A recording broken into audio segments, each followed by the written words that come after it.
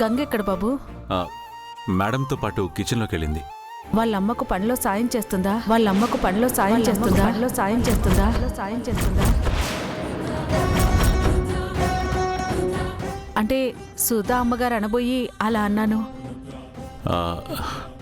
అన్నట్టు గంగా వాళ్ళ మదర్ గురించి మీకేమైనా తెలిసిందా? అది మరి బాబు,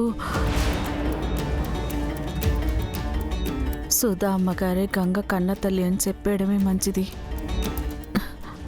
అల్లుడు గారి దగ్గర ఈ విషయం దాచకూడదు. బాబు, గంగ వాళ్ళ అమ్మా, మేము వచ్చి ఇంతసేపు అవుతుంటే నువ్వు ఇప్పుడే రావడం?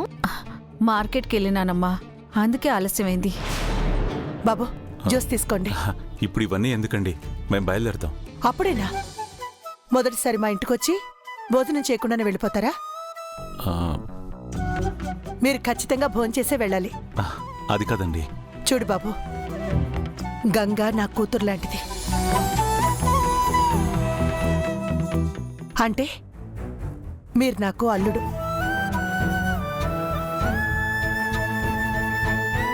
అత్తయ్య అడిగితే కాదనకూడదు.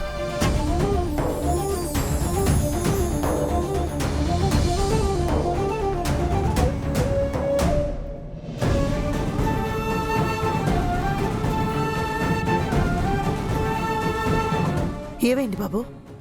ఏం లేదండి. మీరు అత్తయ్య అన్నారు కదా, సార్కి వాళ్ళ మేనత్తయ్య గుర్తొచ్చుంటారు కదా సార్?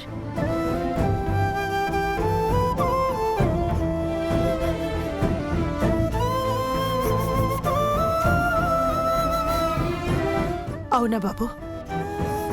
మీకు మీ అత్తయ్య అంటే అంత ఇష్టమా? అసలు మాకు తను ఎలా ఉంటుందో కూడా తెలీదండి.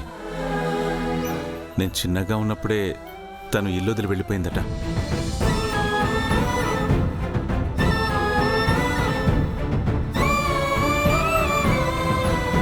అవునా? మరి తను తలుచుకుని మీ ఇంట్లో అందరూ బాధపడతారా?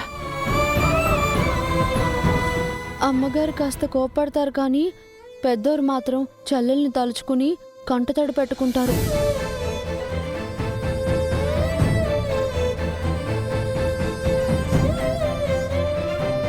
మా పెదనాన్న తన చెల్లెల్ని చాలా మిస్ అవుతున్నారు.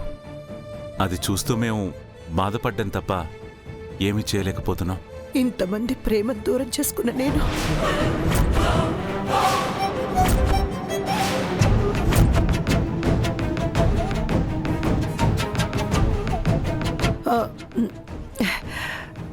తను నిజంగా దురదృష్టవంతురాలు.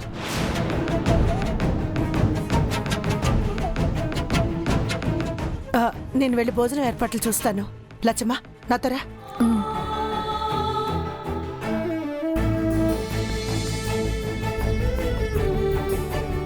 నువ్వు అంటుంటే ఏమో అనుకున్నాను కానీ మేడంతో మాట్లాడుతుంటే చాలా దగ్గర మనిషితో మాట్లాడుతున్న ఫీలింగ్ కలుగుతుంది కదా?